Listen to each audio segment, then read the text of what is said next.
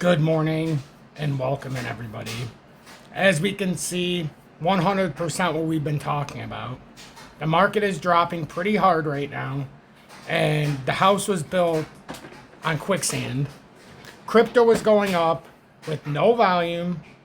It gave us the formidable opportunity to see this setup as nothing more than a facade. Ironically, today, the judge came out as we knew that this was all a fucking sham when it comes to Ripple, the SEC. They came out and denied the party's motion for an indicative ruling. Judge Therese did. And we'll go over this. And I'm rather busy today. I got a travel day coming up here. Got to go out to Grand Rapids for my son's medical stuff. I'll be out there today, tomorrow, Saturday, come back Sunday. Tomorrow he gets his button changed and we got to get some stuff for his new switch into elementary, for his feedings and things like that. So I'm still going to be just as present. I'll just be doing it from Grand Rapids tonight if I can get live. I should be able to, but we'll see what happens. But for now, remember what I said yesterday, and I'll share this after I do the intro. Good morning. 9:59 a.m. Eastern Standard Time on this Thursday, June 26th, 2025. I'm XRP Future Millionaire. And I reside in the great state of Michigan. And I shared this yesterday. Before Bitcoin made that pump over 108,000. Before Ethereum artificially rose 4%. Before XRP pushed to 224. I said, don't fall for the XRP, Bitcoin, and altcoin no volume trap.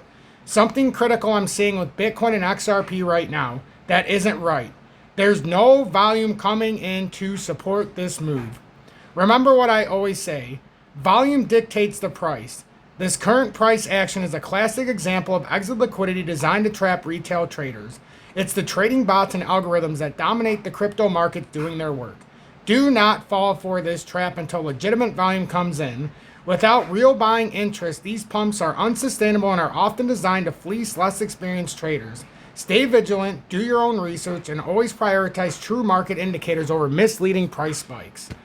Now, why would I have put out such a direct piece of information yesterday when we were in the process of the move beginning? And why would my videos be targeted lately with these kind of titles? Don't fall for the XRP, Bitcoin, crypto, no volume trap. This said it in the live yesterday. And then just XRP beware. You know, it's all about traders, this is urgent, blah, blah, blah. There's no volume. Volume needed urgently. Further drop to CME or break bullish, but needs volume to do so. It's all about the no volume trap right now. And, well, we could very well go up. But without the presence of volume, this is going to continue to happen. There was absolutely, positively no volume coming in. None. Zero. It's like I started coming up with something, and you start to think and you're like, you know what? No matter the way I say this, no matter the way I describe this, it's just sometimes people have to be punched in the face with the reality. So it's becoming an interesting dynamic here lately. You know, it's becoming an interesting dynamic for sure.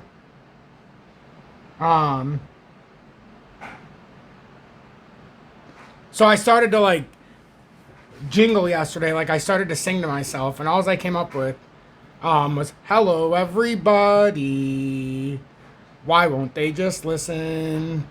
I don't know how else to say this. I need a magnifying glass just to see the volume. Oh, did you just hear that? Once again, I'm the prick. Don't act like I'm a dick. I'm just trying to lead you ahead. And I just started to jingle, and I'm like, you know what? I'm going to have to bring out Sunny Days and just start singing that in a different way. I'm going to have to sing like 3 or 4 different songs. Just so you know, I'm not trying to be the intentional asshole. I'm just speaking the facts right now. Like, we need volume. And if I need a magnifying glass just to see the volume, this isn't the right kind of volume. It's shit. And look at this. We're dropping off a cliff this morning. And sure, we could very well turn around, but this just seems like to me the prototypical bullshit kick in the nuts trap. Down 6.65% from the top just yesterday, And it doesn't look like 7%. It doesn't look like this is going to just edge up. It looks like this is going to creep down. And then when you go to, you start to look at the evidence here, and you go to X, and this isn't just me saying it. You know, James K. Phelan put this out, and if you want to read this real quick, because I do have to get ready to travel. So, and I just got back from the gym, so I got to get all my stuff, you know, that I'm going to take. So it says, I don't want to just go to the beginning. I want to go to where the final section was delivered. So,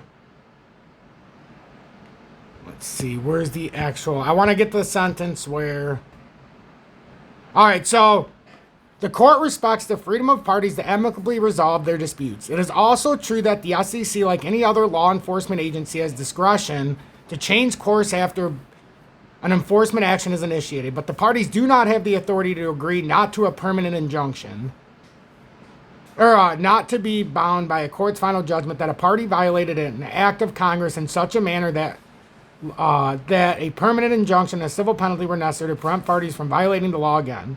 For that, the parties must show exceptional circumstances that outweigh the public interest or the administration of justice. Accordingly, if jurisdiction were restored to the court would deny the parties' request to vacate the injunction and reduce the civil penalty. For the foregoing reasons, the parties' motion for an indicative ruling is denied. The clerk of court is respectively directing to terminate the motion at ECF number 987. So the court's saying, we don't even honor your lower resolution. It's all horseshit to the court. So what does that tell you? We had some price action that was leading in to the possibility of the court ending this and maintaining that resolution by the two parties. They just told you that's all horseshit. So we'll see what kind of volume comes in. But we turned down from $2.28 to $2.13 today. In less than 24 hours, we're down 15 cents a token. Bitcoin reversed from 108,400 roughly, and now it's at 107,100. Very below the 20-day and the shorter time frames.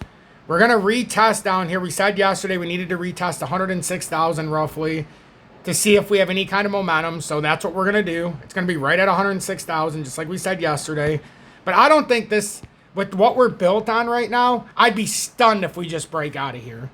Even like I said yesterday and the days before, even if we go to 124 and finish this pattern off, with all the gaps we've left, yesterday we knew there was a glaring gap at 106, and we're like, this is hysterical that it went up over 108, knowing that gap is left there. Like, give us a break. And then when Ethereum went up 4% for no reason, literally no reason, that's the ultimate trap. Why else would Ethereum go up like that unless they were trapping right before the bad news?